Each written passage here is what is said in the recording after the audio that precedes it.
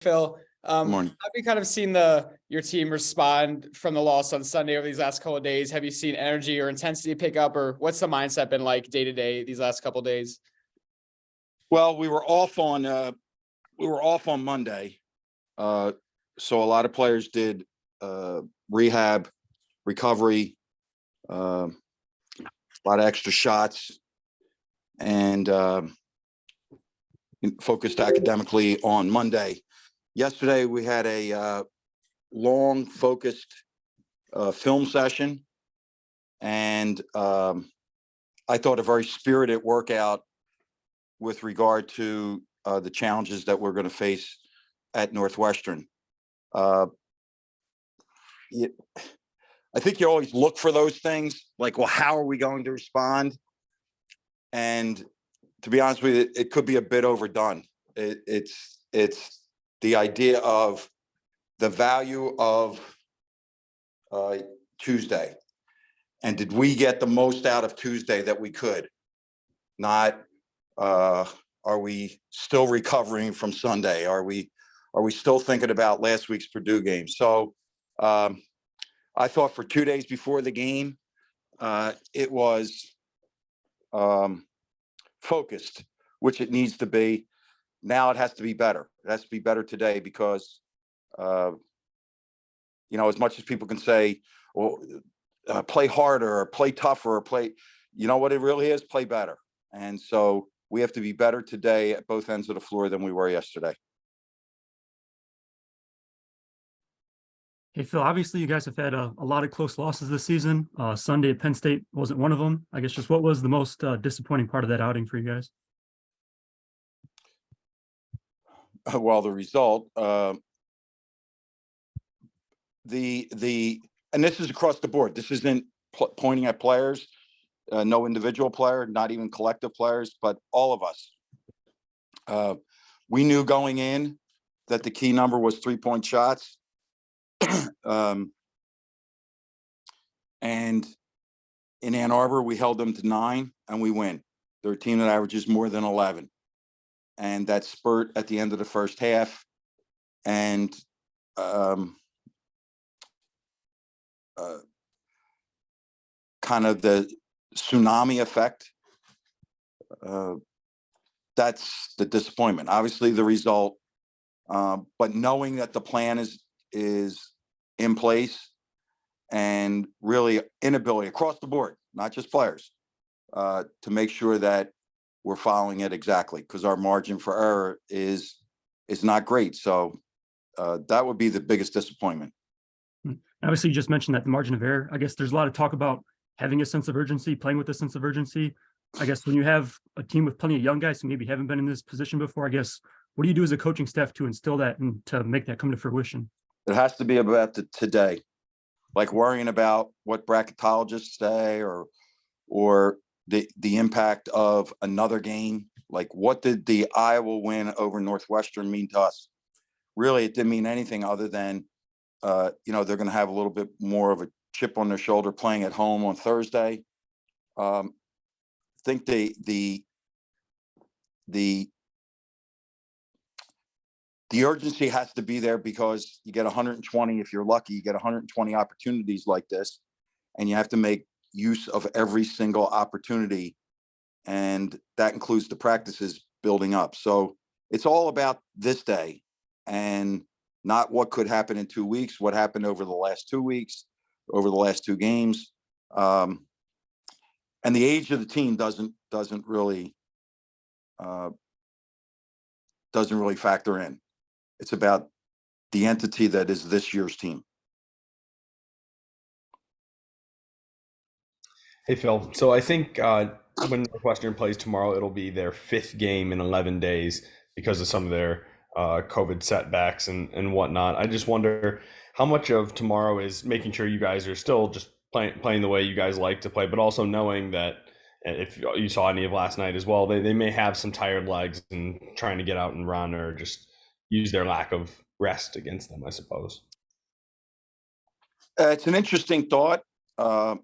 And it has been mentioned that here's been their response. They had a COVID pause, which is unusual this year, And here's how they responded. They came out and they beat Wisconsin. They run away from Nebraska and Minnesota. And in a heavy compete last night, I'm sure everybody watched it and in our program, and it was a heavy compete. The fact that they're playing on an uptick, Bowie in particular, Barron, and the kid off the bench, Bornheiser. The only factor in is really like if we're thinking of Roper in the game plan, he had a really nice game against us in Ann Arbor. And if he didn't play last night, does that mean he can't play today or Thursday? That's the only thing. But we're not going to change the way we play. I mean, we have to acknowledge we have to play quicker. We have, I think it's now 8 fast break points in our last 4 games.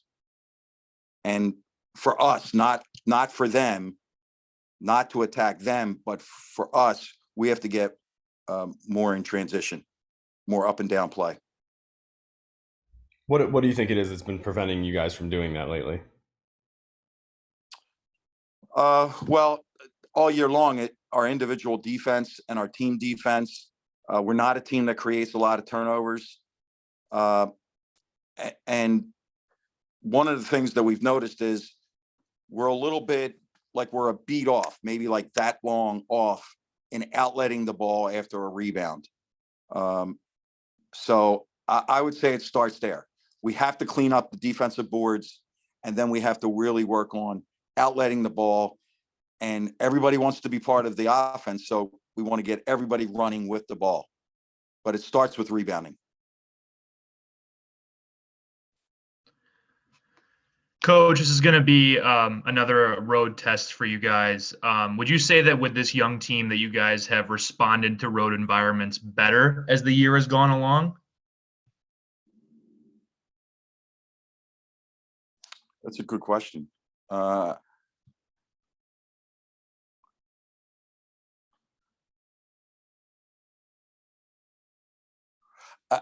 only honest answer I can give you is I don't know. I haven't really processed it all the way out. Obviously, it's different, and it's been addressed that it's different, and that you have to become tighter, not more afraid on the road. And I guess the proof is in the pudding. I mean, we did not answer to the environment on Sunday. Game before that was at Maryland. On the road, play for the silence and don't play to the noise. And I can't say that we've played to the noise. We haven't played nervous, just haven't played well enough on the road. And I like your description. This is the opportunity. It's the next opportunity to, and that's what separates you, really. Like, if you want to be a good team, win on the road. Right? You want to be a postseason team, win on the road. You want to move up into the bye area in the Big Ten, win on the road. And that's our intention in preparing to win on the road. Hi, Phil. So Northwestern has those 2 special guards and Bowie and Chase. I guess just what are some challenges they pose offensively and then defensively, especially for Chase? Defensively, it's extraordinary what he's able to do. Top 5 in the country in steals. He's involved in every like attacking style. Just really impressed with their style of switching 1 through 4, how they handle the ball screens, how they double the post, and he does it without banging his chest. I heard the guy last night. And I apologize because I don't know who was doing the broadcast, but talking about him as one of the better, if not best, 2-way players in the league. The number one thing at the other end of the floor is their fearlessness. And I mean this respectfully. Bowie and Chase Audige will take any shot at any time. If they can see the rim, they're going to take a shot. Not selfish. And now you have to address that. People are going to, some analytic people are going to come back and say, well, yeah, but Bowie's shooting 25%. step off them and don't let them get a blow by. And you're like, yeah. And you know what? Go back and watch a really big game against Wisconsin last week, and he makes a big three when they're down 4. You have to guard the whole half court with both of these guys, and they are relentless in putting pressure on you with the dribble. Great size for the guard spot. And I think the number one thing, though, I would go back to is they're fearless. So kind of building off that, Northwestern is, they forced turnovers, forced 18 last time you guys matched up. Doug and Kobe combined for 8. So I guess just how do you talk to Doug and Kobe, get them kind of prepared for what they're going to face on Thursday? Film. And then in practice, you have to take our scout team, our get ready team, and you have to change their mindset. They are no longer just guarding as they would guard Kobe or Doug. You want to dive passing lanes. You want to switch aggressively. If you foul, you foul. And I'm not saying that Northwestern fouls. I said, but for our guys, Cooper Smith and Yo-Yo works with that team. Ian, when he's healthy, you have to go for their ball. And, the numbers that jump out from the last game are the 18 turnovers, which led to 14 points for them. And also they had 16 fast break points against 2 for us. So we have to get that balanced. We have to have a coordinated effort between not just the passer, but the receiver, because Northwestern has built their game on turning over and steals. Because sometimes turnovers, you say, okay, well, that turnover was caused because the press and you threw it out of it. No. This team is actively and aggressively seeking to steal your ball.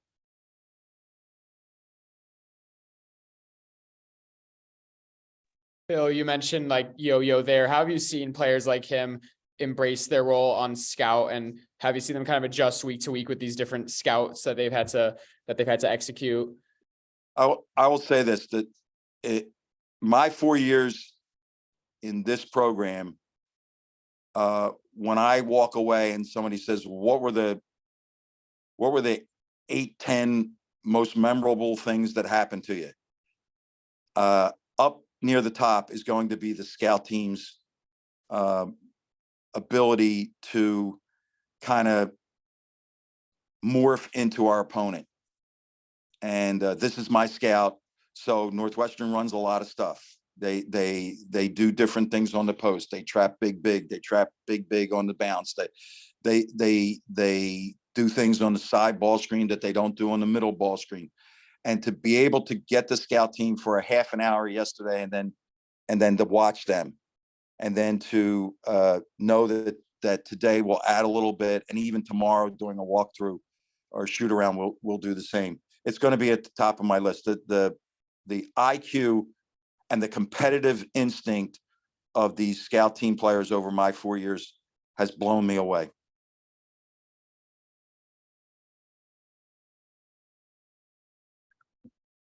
Anybody have anything else?